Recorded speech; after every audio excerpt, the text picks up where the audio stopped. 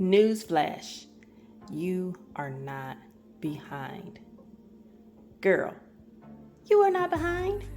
Who told you you were behind? Did you tell yourself that? Okay, well, let me tell you all the reasons that you are not behind, because that is what we're going to talk about in this video.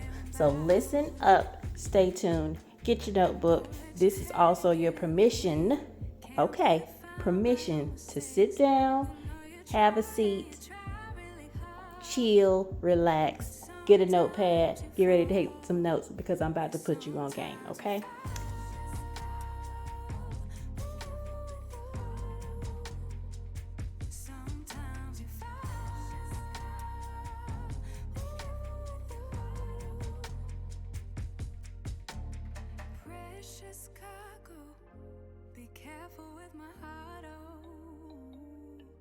Say I'm not sensitive, but I can sense if it's right for me. Hey there, I am Jessica. Thanks for tuning in. This is Smom's Lifestyle, Strong Mamas on a Mission. Here to help you be inspired, be encouraged, be uplifted, and just have a positive frame of mind, positive mindset, positive aura, positive feelings, positive thoughts, just bringing tons and tons of positivity to yourself. So if that sounds like something that you are interested in, then you have landed in the right spot. So I have taken a little bit of a long break. Thank you for you all who have still been tuning in and checking to see if I have any new updates. I really appreciate the support and encouragement, and it really helps me to, first of all, get my act together and do a better job of being more consistent with getting these recordings up for you all, because I know that there are some of you all who are actually looking and waiting for these posts, and that fills me up with nothing but joy and gratitude and gratefulness for each and every one of you that take the time to tune in to listen to little old me and the things that I have to say. And I hope that it encourages you, it does inspire you, and really it helps you think about where you are in your life, and helping you to kind of figure your way out and really just determine and see what makes you happy, figuring out what makes you happy. Today I want to talk about going out on a limb. And I know we've all heard that famous quote, don't be afraid to go out on a limb, because that's where the fruit is. First of all, I am a girl who loves quotes. I just love them to pieces. I just feel like it fills you up. It helps provoke thoughts and really kind of makes you have a different perspective on things, and just helps you to focus in on looking at life in a different lens sometimes. So the quote for today again is, if you go out on a limb, or something to the extent of going out on a limb. I don't have it in front of me. Please do not judge me, okay?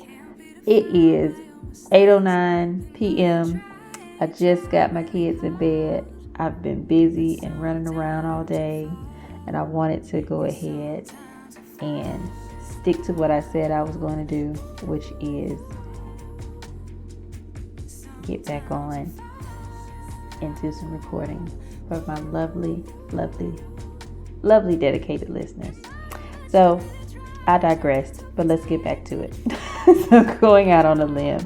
Sometimes trying new things can be scary. You don't know whether you might succeed or fail, whether you're going to win or lose, sometimes even make money, lose money. However, if you never make the attempt, there is one thing that you can definitely be certain of. You ask the question, what is that? Well, I have an answer for you. You will always wonder, what would my life have been like if I went after it? One of the hardest things about going out on a limb is going into uncharted territory, going into something that's different, that you have no idea what the end result will be, how it will, if it will actually be worth it, if you making the change will be worth it, if you leaving the job that you are currently at, if that will be worth it, if your pension will leave you. There are just so many questions that you have when you decide to do something that is not the norm. For myself right now, I was a teacher for about 10 years.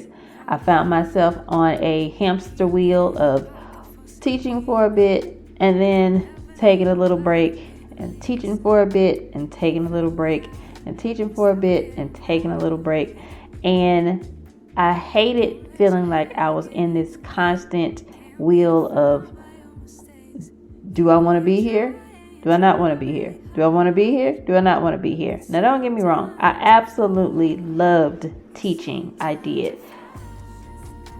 But there were things for me when I became a mom. I felt like I had a hard time juggling the balance between teaching and mommyhood. And I know there are a lot of moms who have that same struggle, trying to figure out the balance between work and your life, work and your children. I would come home sometimes feeling like I just had nothing else to give my own child when I came home, because I poured so much into the children that I worked with, and I thoroughly enjoyed working with them. They were beautiful children inside and out. Now, some of them beautiful on the outside, but the inside needed some work. But that's not their fault. It's really not always their fault. Sometimes it's just because mamas and daddies not quite taking accountability and working on what needs to be worked on. And then sometimes you have those kids that it doesn't matter what mommy and daddy doing, they're still gonna do what they want to do. So I understand that as well. But with that being said, it made it a challenge for me to really so-called have some level of reserve for my own child when I came home.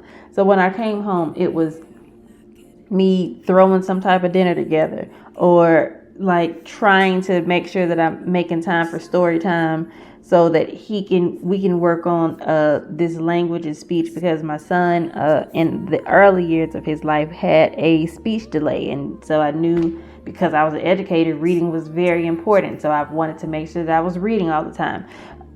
Just doing the little things, trying to stay up on laundry, trying to stay up on housework, trying to stay up on top of everything, and trying to still make sure that I'm doing what I need to do for work, juggling the responsibilities and the new responsibilities on that were always popping up at work, and trying to dedicate myself and my time to my son at that time the way that I needed to. And it was a challenge. And so I would work, and then I would stop working, and I would work, and I would stop working. Now, in between those times, of course, I was doing little odd jobs, working at H&R Block, just doing random things to still have some income, but I needed flexibility. And so with that, this last, I would say it was when COVID actually first popped up in 2019 going into 2020. That particular school year was, I remember specifically, it was a huge challenge because we were merging with a new school. Well, they had built a new school rather, and we were merging, our school was merging with a different school. And so because of the merge, of course, it was two different groups of people coming together in the midst of a pandemic. You really don't have the space or the time or the ability to commit yourself to really getting to know people, because at that moment we were in the middle of a pandemic that we had never had any exposure to, and there was so much fear and anxiety going on because of it. So for me, I know mentally it was very hard and very draining just to get up every day to go in and deal with the emotional and physical challenge of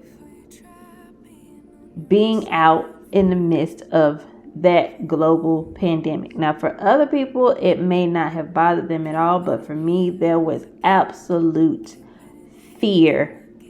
And I'm not talking about like the just basic fear. I'm talking about fear on a whole nother level, where I literally developed a fear of dying just because I was leaving my home. Now, talk about mental wellness during this time, and why it's so important for teachers to make sure that they're taking care of themselves as well. But I'm saying all that to say that I got to a point where I knew I needed to step back again to reevaluate some things and really determine what is it that I want to do and spend the rest of my life doing, because maybe, just maybe, I have a calling. As much as I love working with children and working with their little faces and teaching them new things and seeing the excitement and joy that they get when they are just excited about learning something, all of that made me so happy and gave me so much gratitude and really made me want to stay sometimes longer than I probably, sometimes staying even in certain situations longer than what I probably should have stayed, just because that joy of teaching was there. But the responsibilities that I had at my home were also important, and I had to figure out something. And like I said, my mental wellness at that time had to be front and center. So at the end of the day, I had to come home and have a conversation with my husband and tell him, look, right now, this is not the time for me to be in this role of teaching, because I'm just not at my mental best. I'm not at my physical best. I'm just not myself right now. And so that was a big change that had to happen, going from 2 incomes down to 1 income. And at that time, my mom had just moved in.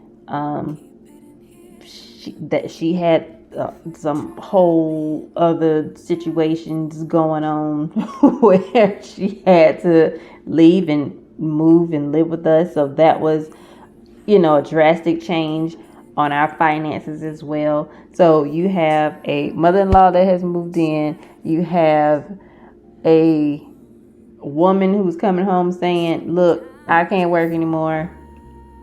I just can't do it. It's too much that's going on with me mentally. I can't take it. I got to take a break. And then you have, and then I didn't even mention my husband at that time. He was at that time just freelancing, trying to get his business started as a website developer at that time. And so with all of these in-between things that are happening all at once, and I know you ladies can completely understand, or at least I know somebody out there can completely understand that, but you have all these different things and transitions going on at the same time. Trying to add another transition onto that is just not what's up. That's not what we are going for. But sometimes you just have to figure out what you got to do. So that was definitely a going out on a limb type situation for me. But it was a going out on a limb because I was forced to go out on a limb because I had to value my personal wellness, my mental wellness, and make that front and center. So at the end of the day, after doing that and being in the place that I am now we actually have 2 children, and I'm happy. I'm working on some things business-wise on my end. I'm still not teaching. God has blessed us to be able to sustain ourselves on his income. He actually ended up getting promoted to a higher position. Talk about how God can work things out in a way that you can't even see it or understand it, and do surprising works on your behalf when you sometimes just go ahead and go take a walk out on faith. Go out on a limb.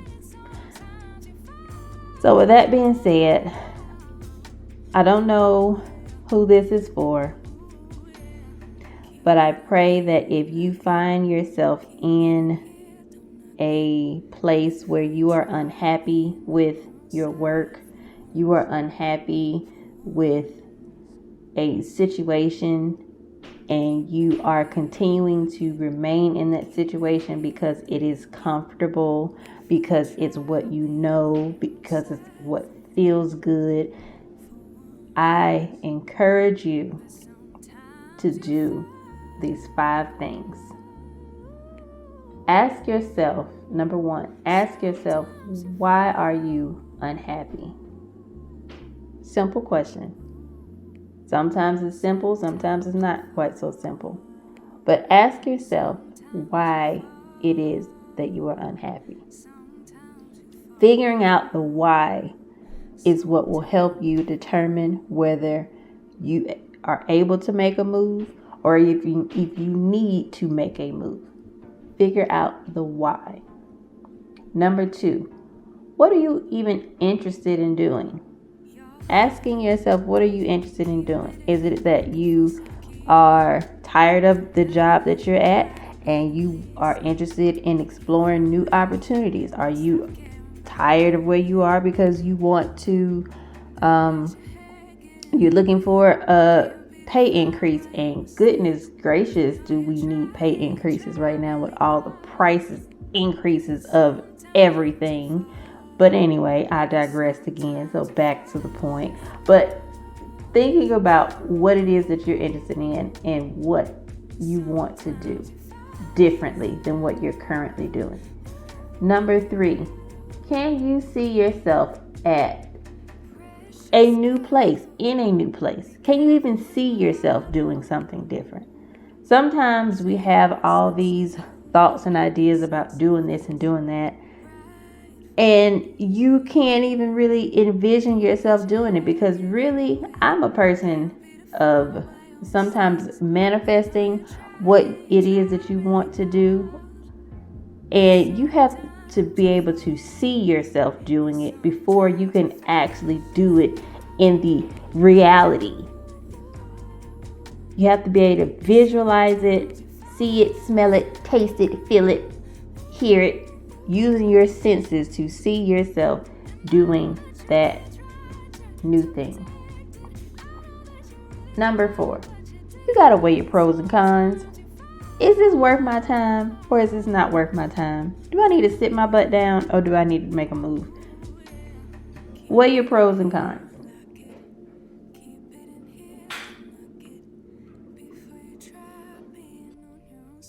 Now be sure, before you make any moves, if you don't take any other advice that you hear today, please listen to this one. You have to weigh your pros and cons before you make any moves. I've been there, done that. It didn't work out quite that great. You have to weigh your pros and cons. You have children, responsibilities. So pros and cons have to be thought of before you make moves. And then the last question I want you to, the last thing rather, not a question, the last thing I want you to do is make a plan and write it down. After you've weighed your pros and cons and you've kind of figured out what it is that you want to do, you have some type of direction that you want to go, or you have an idea, make a plan. And when I say make a plan, I don't mean, some 5-page, which, what, realistically, ain't nobody got time to be writing 5 pages worth of a plan anyway. So I don't even know why I just said that. But make a plan that will help you kind of see the steps that you need to take. A simple 5-step plan. And that very first step needs to be something that can be attained easily, so to speak, so that you can get some type of momentum going to keep moving. Because moving and getting started is usually the hardest part of going out on a limb and doing something different. Once you make the decision that I am ready to do this, make a simple 5-step plan with the first step being simple.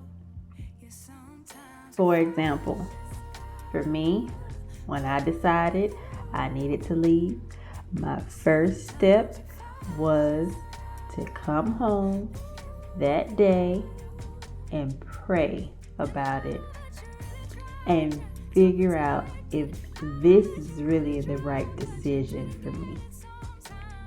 So that was something I knew I could accomplish in the short term to determine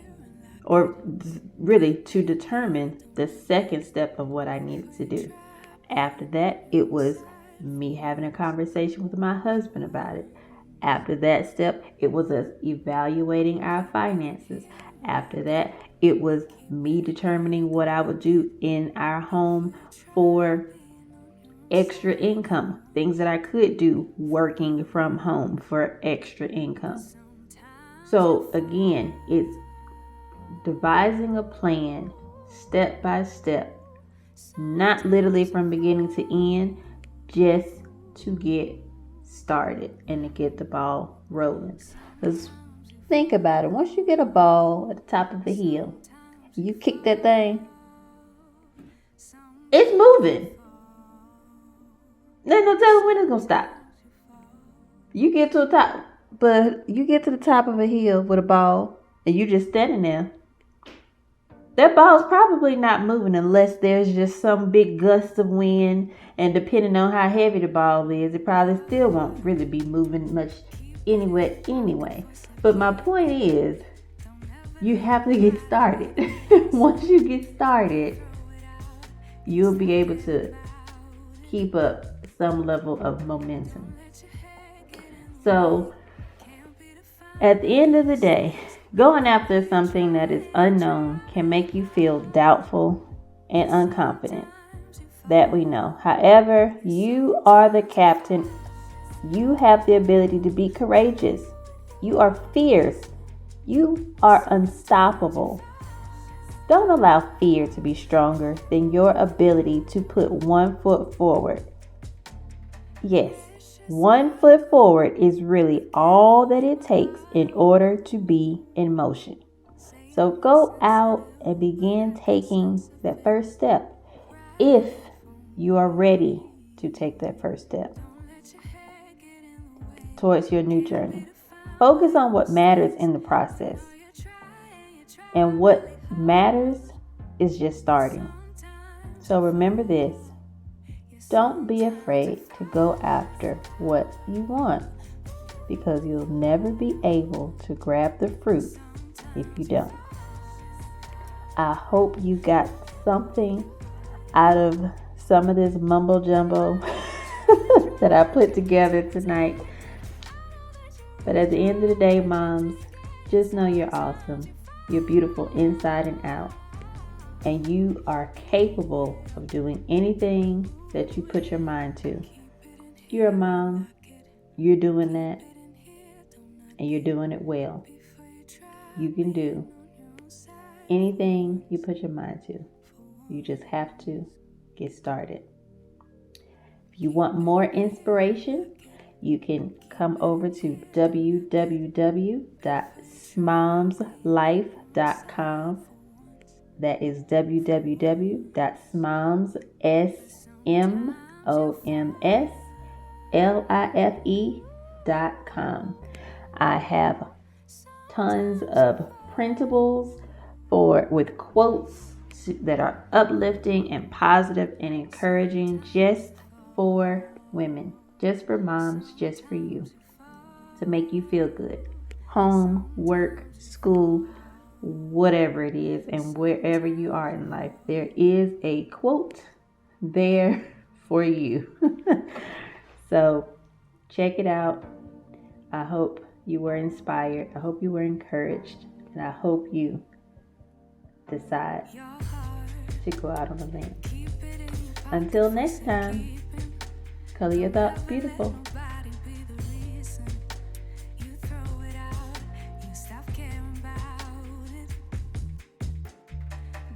Your head get in the way, can't be defined by your mistakes. You know you try and you try really hard, but sometimes you fall. Yeah, sometimes you fall.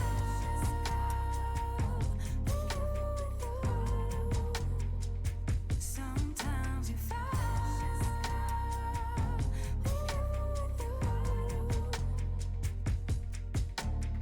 Precious cargo, be careful with my heart, oh. Say I'm not sensitive, but I can sense if it's right for me. Don't let your head get in the way, can't be defined by your mistakes.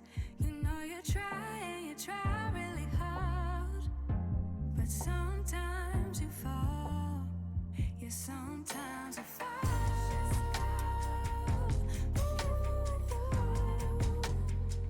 Sometimes you fall.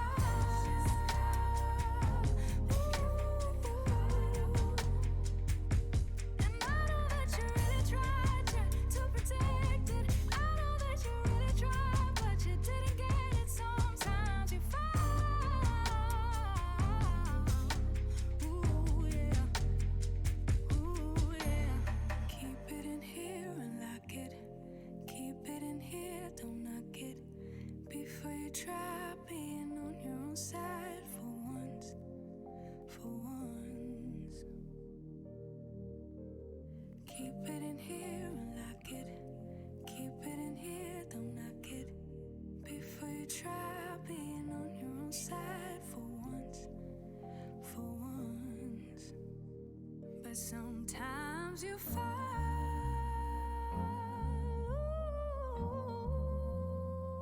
Sometimes you fall. Sometimes you fall. Sometimes you fall. Sometimes you fall. Sometimes you fall.